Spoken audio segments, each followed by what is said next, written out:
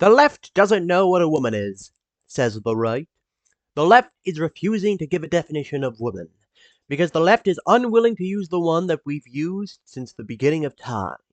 That definition, of course, being someone with XX chromosomes. No, wait, it's someone who produces large gametes. No, wait, it's apparently an adult human female, which sounds like a bit of a circular definition, but okay, let's go with that. Huh, that's a bit strange. The right claims that defining what a woman is would be easy, yet they can't agree amongst themselves what a woman is. Why is that? And what does this imply about the right's opinion on womanhood in general? Let's take a look at the context these definitions are given in, and see if that gives us any answers. Let's start with Ben Shapiro's definition. I'm willing to call Caitlyn Jenner. I'm not willing to call Caitlyn Jenner a she. Oh. Because you can't change your sex. You can change your name. Right. You can change your name to whatever you want. I don't care. But you can't. Caitlyn Jenner is not a chicken. Caitlyn Jenner is not a woman. Caitlyn Jenner is a man, a biological man. And if a man lost his penis and you know, in a tragic accident, it wouldn't make him a woman. And if he were born with high doses of estrogen in his bloodstream, he would also not be a woman. Right. You're determined by your chromosomes. Ben Shapiro claims that Caitlyn Jenner isn't a woman because she lacks the necessary chromosomes. I find this claim to be very interesting for one little discussed reason. Namely, Shapiro doesn't feel the need to explain why chromosomes determine your sex, as if it's something beyond dispute that you're not allowed to question. Now, some of those in the audience might be furiously typing down in the comments that he doesn't have to justify it because it's basic biology or common sense. But there's a bit of an issue with this argument. One of the most commonly asked questions in discussions of trans issues is whether or not the identities of trans people are valid or not. Most trans activists, like myself, are not of the view that chromosomes determine sex. So if you argue that I should conclude that they do because it's basic biology, you're basically arguing that I should agree with you because you're very obviously right. You are treating the assertion of your belief as evidence for that belief. Your reasoning is circular. If your argument is truly very obviously right, then you should be able to give me evidence instead of responding with baseless assertions. So why did you respond with an assertion instead of evidence? I think I know why, but I'll wait until later to elaborate. Now that we've got Ben Shapiro's argument out of the way, let's take a look at what J.K. Rowling has to say on this topic. This definition is going to be a bit longer than Shapiro's one, so I recommend you strap in for the moment. It's going to be a bit of a doozy. You've asked me several questions on this thread, and accused me of avoiding answering. So here goes. I believe a woman is a human being who belongs to the sex class that produces large gametes. It's irrelevant whether or not her gametes have ever been fertilized, whether or not she's ever carried a baby to term.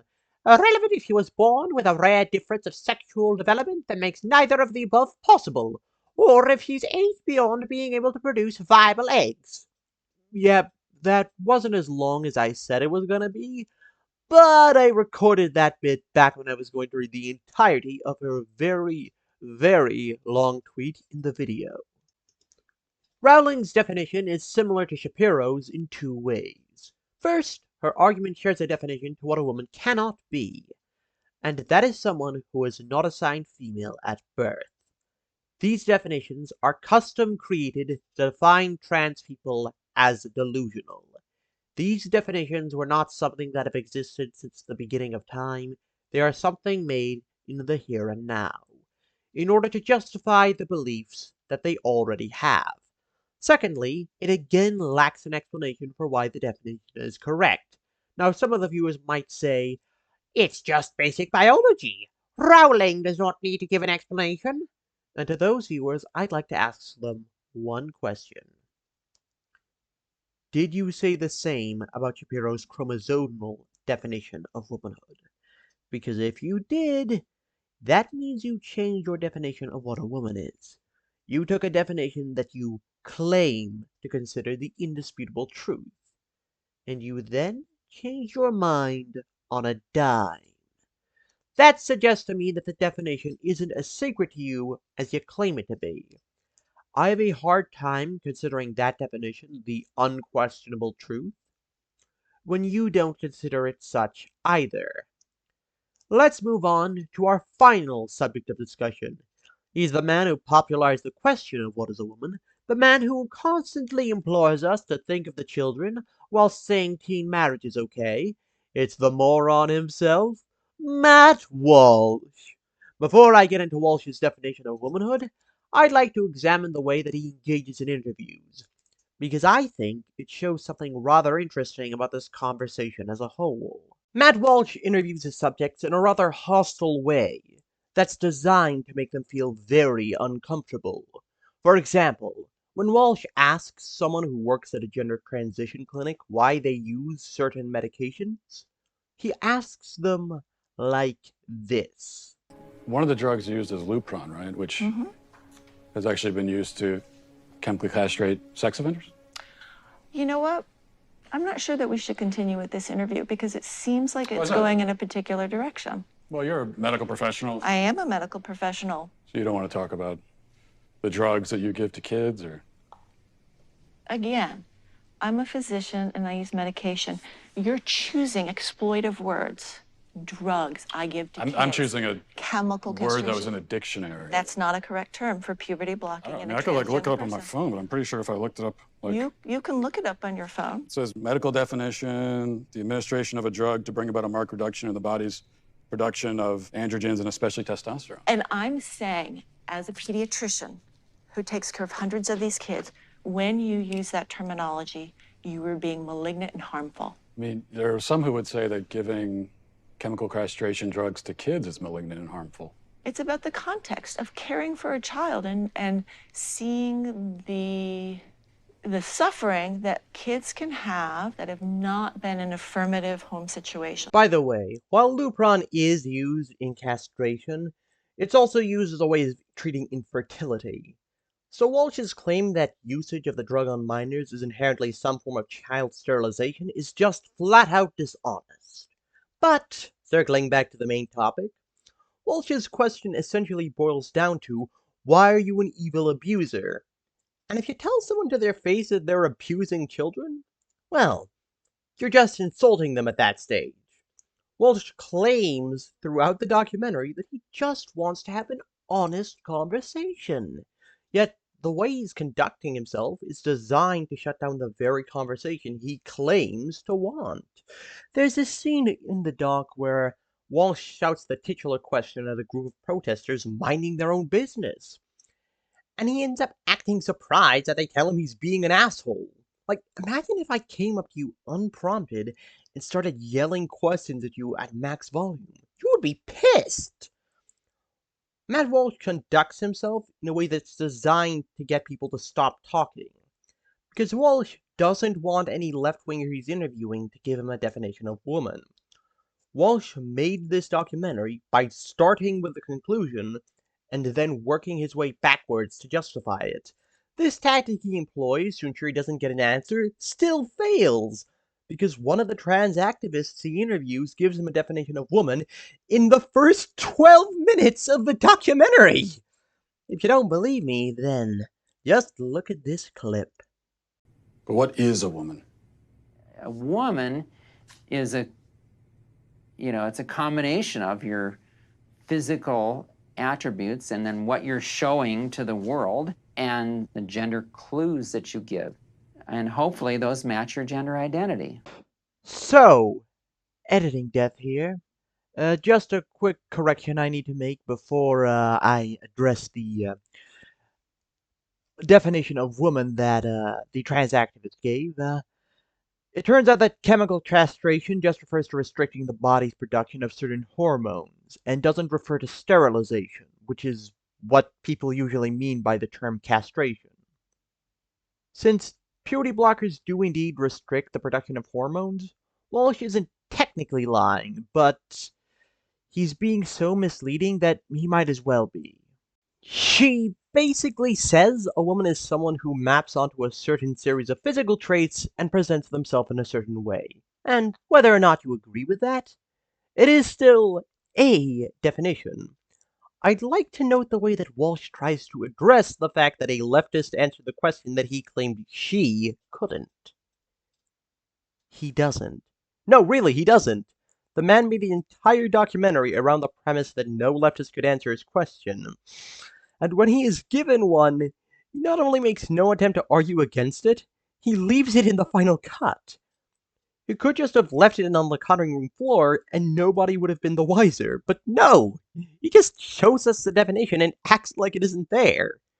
It's not like he allows the definition of womanhood that leftists give him go unchallenged either. Walsh regularly asks leftists throughout the documentary what a woman is. And the answer he usually gets is someone who identifies as one. Walsh always responds to that definition by writing it as circular, so you can tell that he wants to argue against this person's definition. The only reason you can give as to why Walsh didn't try to debunk it is that he couldn't. He didn't have an argument as to why it was wrong. Now that I've had my fun laying some groundwork, I think it's time we move on to the main event. As I told you in the intro, Walsh ends the doc by defining woman as adult human female. This definition isn't really useful, because we use the terms woman and female interchangeably. Walsh himself does so in the intro to the doc. I like to make sense of things. But making sense of females is a whole other matter. Let's see if we can get a clearer understanding of what Walsh considers a woman to be. He does give some biology-based definitions throughout the doc. First, when Walsh interviews Miriam Grossman, a woman that the doc treats as a trusted source, she gives the definition of someone with XX chromosomes. So, that should be it, right? Well, no. Because Walsh then proceeds to use a gamete-based definition of womanhood when he's interviewing the operator of a gender clinic.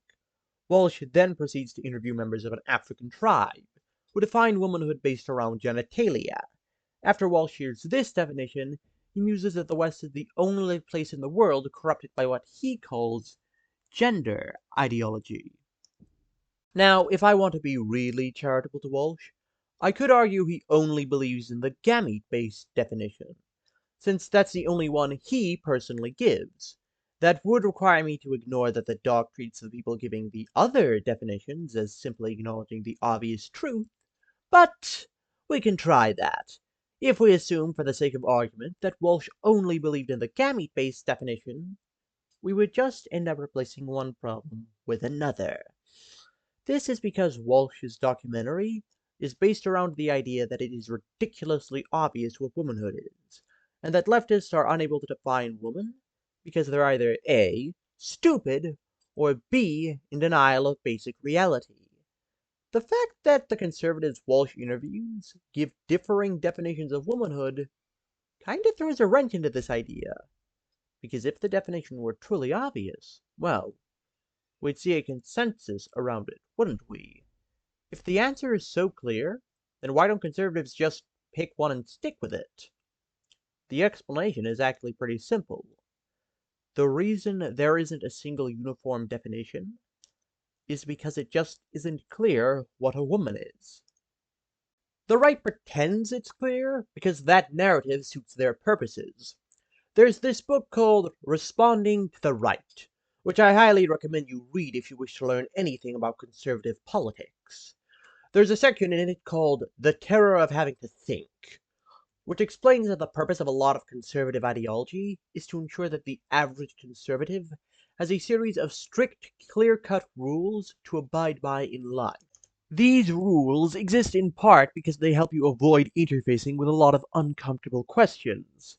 If someone gets punished harshly for shoplifting, you no longer have to think about whether or not the punishment is right, because according to conservative doctrine, if you couldn't do the time, you shouldn't do the crime. One of these rules that your average conservative has a strong attachment to is the idea that we should assign strict roles based on whether or not you are a man or a woman. Many conservatives don't accept trans people's gender identities because doing so would force them to reconsider what it means to be a man or a woman. It would force them to wonder why they are living the life that they are. Regardless of whether or not they like the roles they're living in, they are familiar. they ensure that they don't have to grapple with the question of what they want to do with their life. Because of this, it's imperative for them to convince themselves that the left is in denial of reality. So they find reasons to justify their pre-existing conclusion. In comes the question of what constitutes a woman. Conservatives like asking leftists this question because it allows them to see leftists struggle to give a simple definition of a well-known concept. They can convince themselves that leftists struggle to answer it, not because it is difficult to answer, but rather because the left is in denial of reality. The right can then convince themselves that they are in accordance with the obvious truth by giving themselves a definition of woman. How do they define it? It doesn't really matter, because the definition doesn't really exist to help us better understand reality. It exists to back up their pre-existing conclusions. So the fact the right's varying definitions are interchangeable and contradictory doesn't matter, because consistency isn't really the point. I also think that this technique of arguing that the left doesn't know what a woman is preys on a flaw in the way we respond to misinformation. Left-wingers will often respond to right-wing claims by trying to debunk them, even when the right hasn't actually provided any evidence. They try to push the onus of proving the truth onto us, even when, by all means, it should be on them. I think that if we are going to fight misinformation, we should put more pressure on those who spread it to actually back up their claims. Because if we do so, they're going to have to think about why they hold their beliefs. And if they are thinking about that, they're going to have to entertain doubts more often. And while there certainly are people who will never change their minds, we are more likely to change people's beliefs if we force them to think. I think that if we are to match the right, we could do with a more offense-based approach that forces conservatives to try to back up their beliefs, as opposed to the largely defense-based one that we have now. This new approach of asking them why they go by their interchangeable definitions of womanhood would force them to ask why they believe in their pet definitions, and it would prime observers of these discussions to start doubting the beliefs of the right.